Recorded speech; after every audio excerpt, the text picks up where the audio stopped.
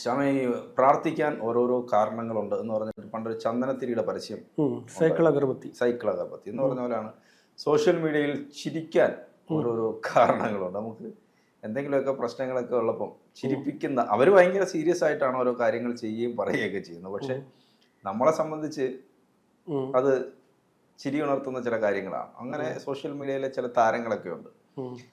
അവരൊക്കെ പക്ഷേ ഏത് നിമിഷവും ഇപ്പം ജയിലിൽ പോകുമെന്നുള്ള അവസ്ഥയിലാണ്.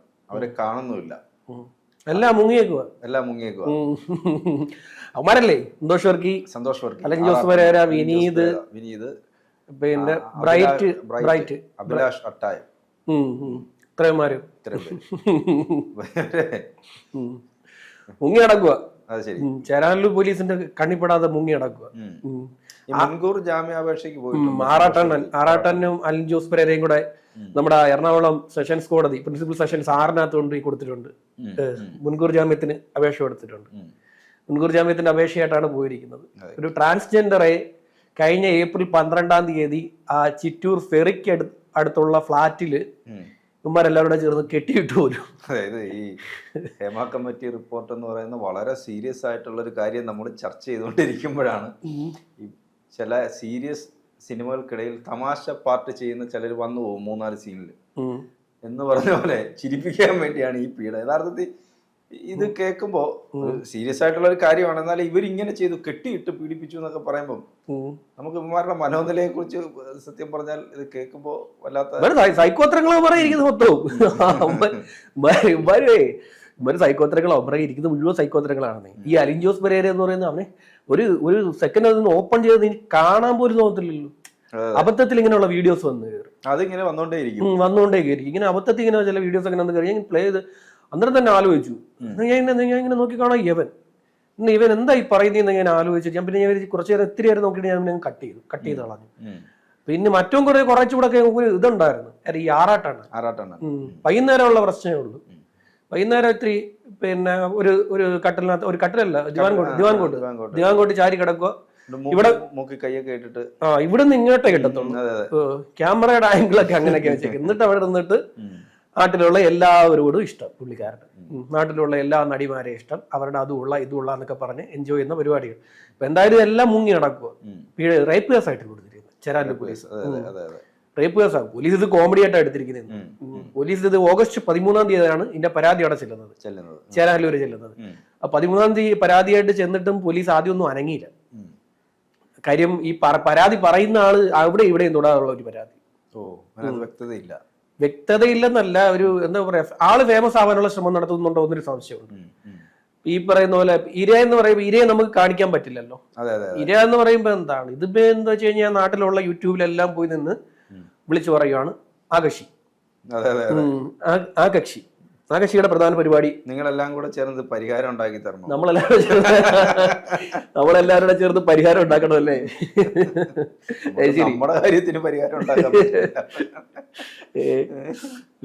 മറ്റേ പിന്നെ ബ്ലഡി നൈറ്റ് എന്ന് പറഞ്ഞ ഒരു ഷോർട്ട് ഫിലിം ഉണ്ടായിരുന്നു. അതിലാണ് ഈ സംഭവം ഉണ്ടായിരുന്നത്. അതിന്റെ ഷൂട്ടിംഗ് ലൊക്കേഷനിലേക്ക് അവസരം കൊടുക്കാന്ന് പറഞ്ഞിട്ടാണ് രംഗങ്ങൾ വിശദീകരിക്കാന്ന് പറഞ്ഞ് വിളിച്ചു വരുത്തി പോലും. എന്നിട്ട് പറഞ്ഞത് സിനിമയിലെ ഒരു രംഗമാണെന്ന് പറഞ്ഞു കെട്ടിയിട്ടോമാര് എന്നാണ് പറയുന്നത്. കേട്ടോ ചിരിക്കാട്ടോ സാരമല്ല, എന്നാലും നമുക്ക് ചിരി വരുന്നത് ഇങ്ങനെയുള്ള പരിപാടികളെ. പിന്നെ പക്ഷെ മറ്റേ കക്ഷി ഫേമസ് ആവാൻ വേണ്ടി നടക്കുവാണോ എന്ന് സംശയമുണ്ട്. ഫേമസ് ആവാൻ വേണ്ടി എല്ലായിടത്തും ഇവിടെ എന്നെ എല്ലാവരും നിങ്ങളെല്ലാവരും കൂടി ഇത് എന്താണ് ഇവിടെ നടക്കുന്നത്, നിങ്ങളെല്ലാവരോടും എനിക്ക് പരിഹാരം ഉണ്ടാക്കി തരണം എന്നൊക്കെയാണ് പറഞ്ഞിരിക്കുന്നത്. വേറൊരു കക്ഷിക്കാരൻ അറിയില്ല, ശോഭനയാണെന്ന് പറഞ്ഞ നടക്കുന്ന കക്ഷിക്കാരൻ. ശോഭനയാണ് പുള്ളിക്കാരി. പിന്നെ പുള്ളിക്കാരി ശോഭനയാണെന്ന് പറഞ്ഞാണ്, ശോഭനയെ പോലിരിക്കുകയാണെന്നൊക്കെയാണ് പറഞ്ഞത്. ശോഭനയെ പോലിരിക്കുകയാണെന്ന് പറഞ്ഞതോടുകൂടി നാട്ടുകാരെല്ലാം കൂടി ഇപ്പൊ പുള്ളിക്ക് പേരിട്ടിരിക്കുന്നത് ശോഭനൻ എന്നാണ്. ശോഭനൻ എന്നാണ് ഇപ്പോ പിന്നെ പേരിട്ടിരിക്കുന്നത്. അങ്ങനെ കുറെ പേര് ഇതൊക്കെ ഒരു വിഭാഗമാണല്ലോ, ഇതൊരു സംരക്ഷിക്കപ്പെടേണ്ട ഒരു വിഭാഗമാണ്. പക്ഷെ ഇവർക്കിടയിൽ ഇങ്ങനെ കുറച്ച് പ്രശ്നക്കാരുണ്ട്. അത് കാണണമെങ്കിൽ നമ്മുടെ കളമശ്ശേരി പോലീസ് സ്റ്റേഷനിൽ ചെല്ലണം. ഇടയ്ക്കിടയ്ക്ക് അവിടെ പ്രശ്നമായിട്ട് വരും. വന്ന് പോലീസിനെ പൂരത്തെറിയാ വിളിക്കുന്നത്. പോലീസ് കളമശ്ശേരി പോലീസ് സ്റ്റേഷന്റെ ഫ്രണ്ടിൽ ഗ്രില്ല് അടച്ചിട്ട പോലീസുകാരെ അതിനകത്ത് കയറി ഇരുന്നേ പേടിച്ചിട്ട്. പുറത്തു നിന്ന് എന്ത് പറയാൻ, ഒന്നും പറയാൻ. വയലന്റ് ആയി കഴിഞ്ഞാൽ വലിയ വിഷയമാണ്. വയലന്റ് ആയി കഴിഞ്ഞാൽ ഭയങ്കര പ്രശ്നമാണ്. ഇവർക്ക് ഒന്നാമത്തെ കാര്യം എന്ന് വെച്ച് കഴിഞ്ഞാൽ, ഇവർക്ക് ഈ പറയുന്ന പോലെ ഈ അവർക്കുള്ളിൽ ഒരു സ്ത്രീ ഉണ്ട് എന്നുള്ളത് അംഗീകരിക്കുന്ന അതൊരു പ്രത്യേക വിഭാഗമാണ് എന്നുള്ളത് ഭിന്നലിംഗക്കാരാണ്. അതെ. അപ്പോ അതിനോട് നമ്മൾ അംഗീകരിക്കുന്നു. പക്ഷെ അവർക്കിടയിൽ കുറെ ക്രിമിനൽസ് ഉണ്ട്. കുറെ ക്രിമിനൽസ്, ഈ വേഷം കെട്ടി നടക്കുന്ന കുറച്ച് ക്രിമിനൽസ് ഉണ്ട്. അവരൊന്ന് എന്ന് വെച്ച് കഴിഞ്ഞാൽ മറ്റുള്ളവരെ കായികപരമായി നേരിടാൻ ശേഷിയുള്ളവരാണ്. കായികമായി നേരിടാനുള്ള ശേഷി, ആരോഗ്യം അവർക്കുണ്ട്. അങ്ങനെയുള്ള ക്രിമിനൽസ് ഇതിനിടയിൽ പ്രവർത്തിക്കുന്നുണ്ട്. അത് ഈ പറയുന്ന ജനവിഭാഗത്തിനെ സംരക്ഷിക്കേണ്ട ജനവിഭാഗത്തിനെ കൂടുതൽ പ്രശ്നങ്ങളിലേക്ക് പിടിച്ചിടുന്നത് ഇതുപോലെയുള്ള ആളുകളാണ്. കളമശ്ശേരി പോലീസ് സ്റ്റേഷനിൽ പോയി ഒരു പരാതി കൊടുത്തപ്പോൾ, ഒരു പരാതി കൊടുക്കാൻ 2 ഈ ട്രാൻസ്ജെൻഡേഴ്സ് തമ്മിലുള്ള പ്രശ്നം, അതിൽ പരാതി കൊടുക്കാൻ പോയപ്പോൾ ഒരാളുടെ പരാതി പോലീസ് കേട്ടില്ല എന്ന് പറഞ്ഞു. അവര് തമ്മിലായിരുന്നു പ്രശ്നം, അത് പോലീസ് കേട്ടില്ല. പോലീസ് ആ രീതിയിൽ കേസ് എടുത്തില്ല. ഇവര് പെട്ടെന്ന് വയലന്റ് ആവും കേട്ടോ. പെട്ടെന്ന് വയലന്റ് ആയി കളയും ഇവര് വായ്ത്തോന്നൊക്കെ വിളിച്ചു പറയും. അപ്പൊ പോലീസ് കേസ് എടുത്തില്ലെന്ന് പറഞ്ഞ് പ്രശ്നം ഉണ്ടാക്കി. പിന്നെ പോലീസുമായിട്ടായി പ്രശ്നം. പിന്നെ പോലീസ് സ്റ്റേഷൻ തടഞ്ഞു. പോലീസ് സ്റ്റേഷന്റെ പ്രവർത്തനം അവിടെ തടഞ്ഞു. ഇവർ സംഘം ചേർന്ന് അവിടെ എത്തി. അവിടെ കൂട്ടം കൂടി നിന്ന് പോലീസിനെ തെറി പറഞ്ഞു. പോലീസിന്റെ ജോലി മുടക്കി. പോലീസിന് തിരിച്ചൊന്നും ചെയ്യാൻ പറ്റുന്നില്ല, തിരിച്ചൊന്നും അനങ്ങാൻ പറ്റുന്നില്ല. പോലീസ് എന്താ പറയാ, ഇവർക്കെതിരെ എന്തെങ്കിലും ഒരു വാക്ക് മിണ്ടിക്കഴിഞ്ഞാൽ ഒരു മുന്നേറ്റം, ഒരു പുരോഗമനത്തിന്റെ ഭാഗമാണല്ലോ. ഇവരെ കൂടി നമ്മൾ അംഗീകരിക്കണമല്ലോ. അവർ നമ്മുടെ സമൂഹത്തിലുള്ള നമ്മളെ പോലെയുള്ള മനുഷ്യരാണ്. അപ്പൊ അവരെ അംഗീകരിക്കണമല്ലോ. അപ്പൊ പക്ഷെ അവരെന്താ ചെയ്തതെന്ന് വെച്ച് കഴിഞ്ഞാൽ, ആ സ്റ്റേഷനിൽ നിന്ന് പോലീസുകാരെ മൊത്തവും തെറി പറഞ്ഞിട്ട് അവർ തന്നെ ആ വീഡിയോ എടുത്ത് പ്രചരിപ്പിച്ചു. വീഡിയോയിൽ തെറി പറയുന്നു, ഇവർ പോലീസിനെ തെറി പറയുന്ന വീഡിയോ. പോലീസ് മിണ്ടാതെ നിൽക്കുകയാണ്. പോലീസ് ഇങ്ങോട്ട് വീഡിയോ എടുക്കുന്നുണ്ട്. അപ്പൊ ഇങ്ങോട്ട് വീഡിയോ എടുത്തപ്പോൾ അങ്ങോട്ട് പൂരത്തെറിയാണ് വിളിച്ചു പറയുന്നത്. ഒരു വലിയ പ്രശ്നമായിരുന്നു ഒരു കാലഘട്ടത്തിൽ ആ കളമശ്ശേരി പോലീസ് സ്റ്റേഷൻ. സ്ഥിരമായിട്ട് വിഷയങ്ങളായിരുന്നു. ഈ കളമശ്ശേരിയാണ് ഇവരുടെ ഒരു കേന്ദ്രം. ആ പോലീസ് സ്റ്റേഷനാണ് ഇവരുടെ ഒരു ശത്രുവായി പ്രഖ്യാപിച്ചിരിക്കുക കളമശ്ശേരി പോലീസ് സ്റ്റേഷൻ. കളമശ്ശേരിയിൽ പോലീസ് സ്റ്റേഷൻ വേണ്ട എന്നാണ് ഇവരുടെയൊക്കെ തീരുമാനം. അങ്ങനെയൊക്കെ ഉള്ളത്. പക്ഷെ അവർക്ക് വേണ്ടി ഒരു കുറച്ച് സംരക്ഷണത്തിന് വേണ്ടി കാര്യങ്ങൾ ചെയ്യുമ്പോൾ അവർ തന്നെ പ്രശ്നം ഉണ്ടാക്കാൻ ഇറങ്ങി എങ്ങനെ ശരിയാവുക? അവർ തന്നെ പുറത്തിറങ്ങി പ്രശ്നങ്ങൾ ഉണ്ടാക്കുക. ഇപ്പൊ ഈ ആറാട്ടണ്ണനെയും ഇവരെയൊന്നും നമ്മൾ ന്യായീകരിക്കത്തില്ല. ഇവന്മാർ ലോക വെടലകൾ. ഇവന്മാരുടെ എന്താ പറയാ, ഒരുത്തൻ പ്രശ്നം അവന്റെ അച്ഛനായേക്കായും പ്രശ്നം അലിൻ ജോസ് പെരേര. അവൻ ഒരു പ്രശ്നം, പൊതുവഴുക്കാണ് അവൻ. ആ പൊതുവഴുക്കിനേക്കാൾ വലിയ അഴുക്ക് അവന്റെ അച്ഛൻ. ഇവൻ പഞ്ചായത്ത് അഴുക്കാണെങ്കിൽ അങ്ങേര് ജില്ലാ അഴുക്ക്. അത്ര വലിയ പരിപാടി. ഞാൻ വീഡിയോ ഉണ്ടായിരുന്നോ? 2 വട്ടം വീഡിയോ ഒക്കെ ഇടയ്ക്കിടയ്ക്ക് വരും.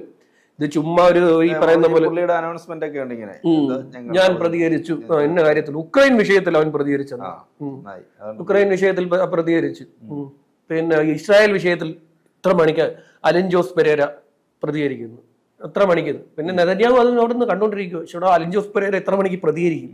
എന്തായിരിക്കും അലിൻ ജോസ് പെരേര പറയാൻ പോകുന്നത്? ഇത്തരം ആളുകള് ഈ ജീവിതത്തിൽ എന്തെങ്കിലുമൊക്കെ ആകണം എന്ന ആഗ്രഹമുള്ള ആളുകളാണ്. പക്ഷെ അപ്പൊ അവർക്ക് നേരായ റൂട്ടിൽ അതാകാൻ പറ്റുന്നില്ല. പിന്നെ ഇങ്ങനെയൊക്കെ കാണിക്കുമ്പോൾ ആളുകൾ ശ്രദ്ധിക്കുന്നു. അപ്പൊ അതാണ് എന്റെ വഴിയും തെരഞ്ഞെടുത്ത് മുന്നോട്ട് പോവാണ്. അവന്മാര് റിവ്യൂ പറയുകയൊക്കെ ചെയ്തോട്ടെ, അതൊന്നും നമുക്കൊരു പ്രശ്നമില്ല. റിവ്യൂ അല്ലല്ലോ ഈ പറയുന്നത്. റിവ്യൂ ഒന്നും അല്ല പറയുന്നത്. അവര് ചുമ്മാ ഇങ്ങനെ നടന്ന് കോലം കെട്ടി ഓരോന്ന് കാട്ടിക്കൂട്ടി ഒരു സമൂഹത്തിനെ മൊത്തത്തിൽ എന്താ പറയാ, ഈ പുതിയ കാലഘട്ടം എന്ന് പറയുന്നത് നമ്മൾ എപ്പോഴും പറയുന്ന പോലെ ഡിജിറ്റൽ കാലഘട്ടമാണ്.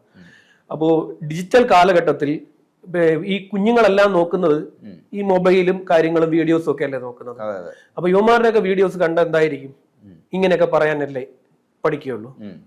അങ്ങനെ ആയിരിക്കുമല്ലോ പഠിക്കുന്നത്. കുഞ്ഞുങ്ങൾ നമ്മളെക്കാൾ പെട്ടെന്ന് ഇതിനെ കുറിച്ചൊക്കെ, മൊബൈലിനെ കുറിച്ചൊക്കെ വളരെ ഗ്രാഹ്യമുള്ളവരാണ്. എന്റെ ഒരു സുഹൃത്ത് എന്നെ രാവിലെ ഫോണിൽ വിളിച്ച് സംസാരിച്ചപ്പോൾ എന്റെ സുഹൃത്ത് പറഞ്ഞ്, എന്റെ സുഹൃത്തിന് ഒരു 2.5 വയസ്സുള്ള കുഞ്ഞുണ്ട്. അപ്പൊ ആ കുഞ്ഞ് മൊബൈൽ എടുത്തു വെച്ച് വോയിസ് ഇട്ട് യൂട്യൂബിൽ നിന്ന് കാർട്ടൂൺ കാണുന്നത്.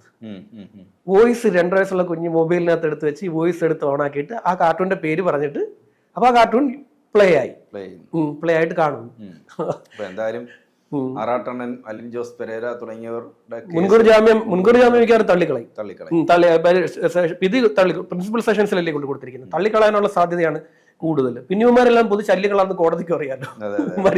ഇവന്മാരെല്ലാം പൊതു ശല്യമാണെന്നുള്ളത് കോടതിക്ക് അറിയാം. മുൻകൂർ ജാമ്യം കൊടുത്തു കഴിഞ്ഞാൽ പിന്നെ മുൻകൂർ ജാമ്യത്തിന് കണ്ടീഷൻ വെക്കേണ്ടി വരും. കണ്ടീഷൻ അനുസരിച്ച് ഇപ്പൊ കണ്ടീഷൻ പറയുമ്പോഴത്തേക്ക് ഇത്ര ദിവസങ്ങളിൽ നീ അന്വേഷണ ഉദ്യോഗസ്ഥന് മുന്നിൽ പോയി ഹാജരാകാനൊക്കെ പറയേണ്ടി വരും. എന്നെ കന്നലെ പിടിച്ചങ്ങ് അകത്ത് കെട്ടെ കോടതി എന്ന് വിചാരിച്ചു കഴിഞ്ഞാൽ കുറച്ച് ശല്യം ഇവന്മാരെല്ലാം കുറച്ച് അവിടെ പോയി കിടക്കട്ടെ എന്ന് വിചാരിച്ചു കഴിഞ്ഞാല് ഒന്നുകിൽ ഇവന്മാര് നന്നാവും, അല്ലെ ആ സെല്ലി കിടക്കുന്നവന്മാര് നന്നാവും. രണ്ടിൽ ആരെങ്കിലും ഒരാൾ നന്നാവും. അതാ സംഭവിക്കാൻ പോകുന്നത്. ശരി.